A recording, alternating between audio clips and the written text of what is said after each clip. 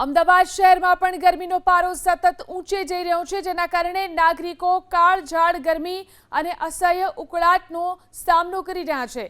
રવિવારે અમદાવાદમાં તાપમાનનો પારો 44.8 ડિગ્રી સુધી પહોંચતા ચાલુ સિઝનનો સૌથી ગરમ દિવસ નોંધાયો હતો, જે એપ્રિલ મહિનાના ઇતિહાસમાં ત્રીજી વાર નોંધાયેલી રેકોર્ડ બ્રેક ગરમી છે।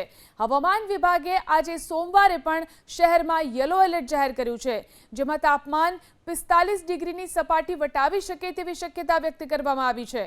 બપોરના સમયે ફૂંકાતા ગરમ પવનોને કારણે રસ્તાઓ સુમસામ ભાસે છે અને હીટવેવની સ્થિતિને કારણે આરોગ્ય વિભાગે નાગરિકોને બપોરે બિનજરૂરી બહાર ન નીકળવા તથા પૂરતા પ્રમાણમાં પ્રવાહી લેવાની સૂચના આપી છે।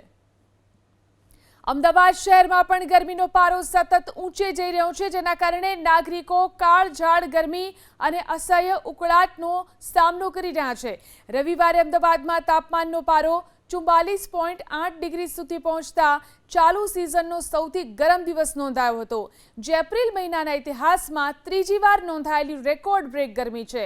હવામાન વિભાગે આજે સોમવારે પણ શહેરમાં યલો એલર્ટ જાહેર કર્યું છે,